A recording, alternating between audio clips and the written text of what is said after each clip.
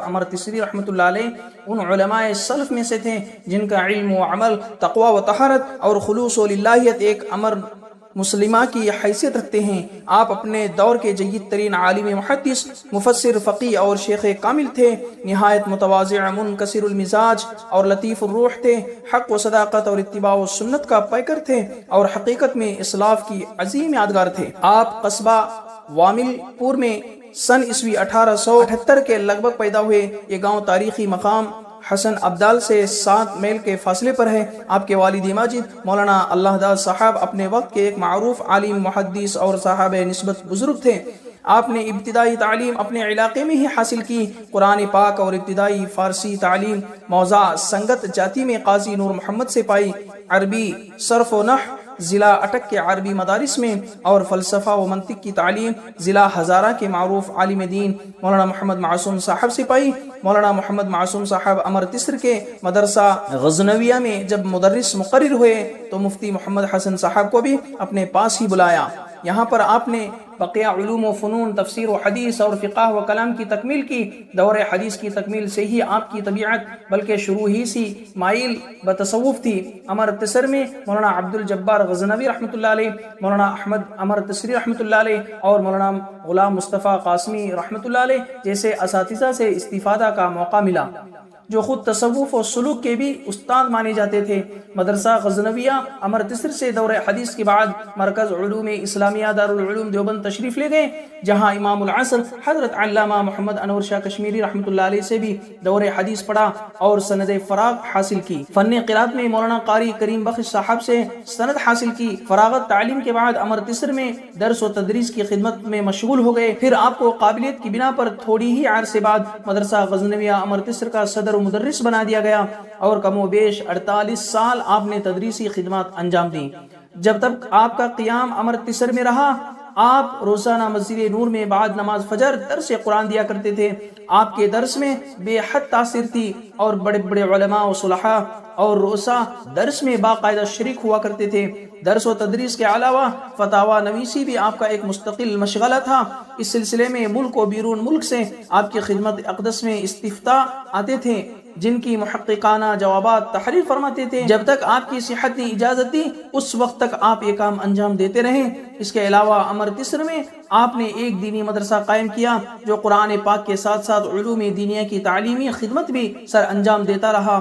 اس مدرسے نے تقریباً 40 سال دینی خدمت سر انجام دی، اور قیام پاکستان کے بعد اس مدرسے کے خدام اور اساتذہ کو ہجرت کر کے لاہور آنا پڑا۔ چنانچہ توکل علی اللہ حضرت مفتی صاحب نے جامعہ اشرفیہ لاہور کے نام سے مدرسے کی نشاط ثانیہ کا آغاز کیا، اور 8 ذی الحجہ سن ہجری 1366 مطابق 24 ستمبر سن عیسوی 1947 کو مدرسے کا افتتاح کیا گیا۔ اس کے بعد جب مدرسے کی عمارت طلبہ اور اساتذہ کے لیے ناکافی ہوئی اور عظیم دینی درسگاہ کی بنیاد ڈالی، اور جس طرح حق تعالی نے دارالعلوم دیوبند کو یہ شرف عطا کیا تھا، اس کا سنگ بنیاد جملہ مقدسین نے مل کر رکھا تھا۔ اسی طرح حق تعالی نے حکیم الامت مجدد ملت حضرت مولانا اشرف علی تھانوی رحمۃ اللہ علیہ اور حضرت مفتی محمد حسن صاحب کے خلوص و برکت سے اس جامعہ کے سنگ بنیاد رکھتے وقت اہل اللہ کو جمع فرما دیا تھا۔ اس وقت جو حضرات اکابر موجود تھے ان میں مفتی اعظم پاکستان حضرت مولانا مفتی محمد شفیع صاحب دیوبندی، شیخ الحدیث والتفسیر حضرت مولانا محمد ادریس کاندلوی، استاد العلماء حضرت مولانا خیر محمد جالندری، حضرت مولانا رسول خان ہزاروی، حضرت مولانا جلیل احمد شیروانی، حضرت مولانا مفتی جمیل احمد تھانوی، حضرت مولانا مسیح اللہ خان شیروانی، حضرت مولانا قاری محمد طیب صاحب قاسمی اور حضرت مولانا داؤد غزنوی رحمۃ اللہ علیہ شامل تھے۔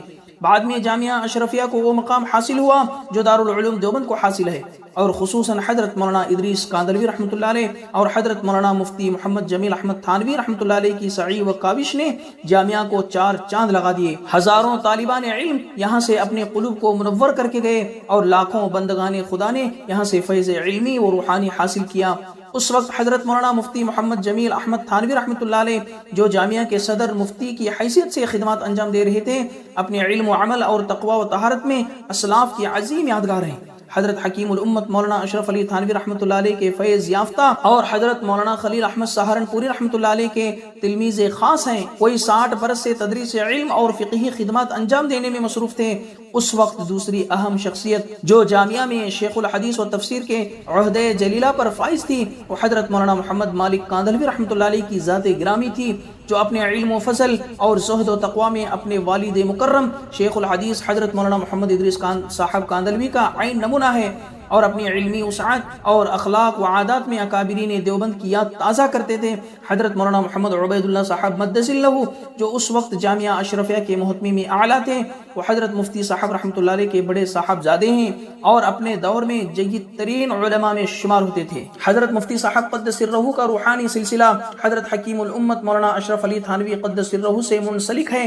آپ اپنے تزکیہ باطن کے لیے حضرت حکیم الامت قدس سرہ کی خدمت اقدس میں حاضر ہوئے اور حضرت حکیم الامت تھانوی رحمۃ اللہ علیہ کی رہبری اور رفاقت کا شرف حاصل ہوا، اور آپ کو 11 ذی الحجہ سن ہجری 1343 میں طریقت کے چاروں سلسلوں میں بیعت فرمایا۔ 3 سال کے مختصر عرصے میں آپ کی محنت و ریاضت کو دیکھتے ہوئے حضرت حکیم الامت نے آپ کو خلعت خلافت سے سرفراز فرمایا۔ پھر آپ نے ساری عمر اپنے شیخ کے تابع رکھی اور فناف الشیخ کا اعلیٰ مقام حاصل کیا۔ آپ کو حضرت تھانوی قدس سرہ سے عقیدت عشق کی حد تک تھی۔ آپ فرمایا کرتے تھے کہ حضرت حکیم الامت تھانوی رحمۃ اللہ علیہ کی کتابوں کے سوا کسی اور کی کتاب کو دیکھنے کی جرأت بھی نہیں کر سکتا تھا۔ اسی لیے اپنی وصیت میں آپ نے اپنی اولاد کو نصیحت فرمائی کہ بہشتی زیور، جز الاعمال، تعلیم الدین، مواعظ و ملفوظات تھانوی کو مطالعہ میں رکھنا۔ آپ فرمایا کرتے تھے کہ اس زمانے میں پیدا ہونا بھی بڑی نعمت ہے کہ تھوڑے سے عمل میں بھی بڑا اجر ملتا ہے۔ دوسری بڑی نعمت یہ ہے کہ حضرت حکیم الامت قدس سرہ سے جسے بھی بالواسطہ یا بلا واسطہ تعلق پیدا ہو گیا، انشاءاللہ تعالی اس کا خاتمہ ایمان پر ہوگا۔ حضرت حکیم الامت قدس سرہ بھی آپ سے بے حد محبت فرمایا کرتے تھے اور آپ کی ذات پر مکمل اعتماد فرماتے تھے۔ حضرت خواجہ عزیز الحسن مجذوب رحمۃ اللہ علیہ فرماتے ہیں کہ حضرت تھانوی قدس سرہ فرمایا کرتے تھے کہ مجھے دنیا سے جانے کا کوئی فکر و خیال نہیں جبکہ میرے بعد یہ موجود ہیں۔ خواجہ صاحب کے پوچھنے پر فرمایا کہ ایک تو مفتی محمد حسن صاحب رحمۃ اللہ علیہ ہیں۔ بہرحال حضرت تھانوی رحمۃ اللہ علیہ سے آپ کے گہرے روابط اور تعلقات تھے۔ ان کے علاوہ علامہ سید سلیمان ندوی، علامہ شبیر احمد عثمانی، مولانا محمد ظفر احمد عثمانی، مولانا مفتی محمد شفیع صاحب، مولانا خیر محمد صاحب جالندری، مولانا احتشام الحق تھانوی، مولانا قاری محمد طیب صاحب قاسمی، مولانا محمد ادریس کاندھلوی اور مولانا مفتی جمیل احمد تھانوی سے گہرے تعلقات تھے اور ان حضرات کے محب و محبوب تھے۔ استاد العلماء مولانا خیر محمد جالندری فرماتے تھے کہ حضرت مفتی صاحب علوم ظاہرہ میں کامل اور مکمل اور مقامات باطنہ میں بہت بلند مقام پر فائز تھے اور اپنے اوصاف و کمالات کے اعتبار سے علم و عرفان کے چمکتے ہوئے آفتاب تھے اور اپنے شیخ حضرت تھانوی کے علوم و معارف کا خزانہ تھے۔ حکیم الاسلام مولانا محمد قاری طیب صاحب رحمۃ اللہ علیہ فرماتے تھے کہ حضرت مفتی صاحب ایک زبردست عالم باعمل اور شیخ وقت تھے اور سادگی و بزرگی میں قدیم اسلاف کی یادگار تھے۔ شیخ الاسلام مولانا ظفر احمد عثمانی فرماتے تھے کہ مفتی صاحب عجیب خوبیوں اور کمالات کے مالک تھے، عبدیت و تواضع اور اخلاق و کردار میں اپنے شیخ کا عین نمونہ تھے۔ خطیب ملت مولانا احتشام الحق تھانوی رحمۃ اللہ علیہ فرماتے تھے کہ حضرت مفتی صاحب حضرت حکیم الامت کے اجل خلیفہ میں ایک ممتاز مقام رکھتے تھے اور وہ محض ایک جید عالم دین ہی نہیں بلکہ شریعت و طریقت کے مجمع البحرین تھے اور ایک سچے عاشق رسول اور خادم دین تھے۔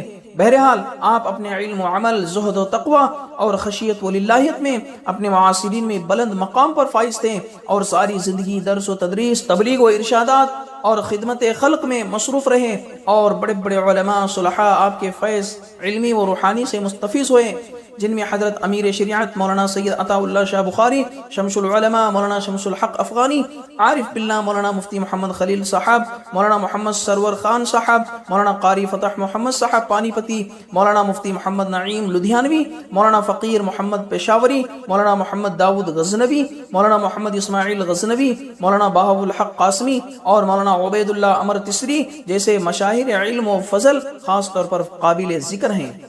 تحریک پاکستان میں آپ کا سیاسی مسلک اپنے شیخ حکیم الامت حضرت تھانوی رحمۃ اللہ علیہ کے عین موافق تھا اور بڑی سرگرمی سے شیخ الاسلام علامہ شبیر احمد عثمانی، مفتی اعظم پاکستان مولانا محمد شفیع دیوبندی، فقیہ الامت مولانا ظفر احمد عثمانی کے شانہ بشانہ تحریک پاکستان میں حصہ لیتے رہے۔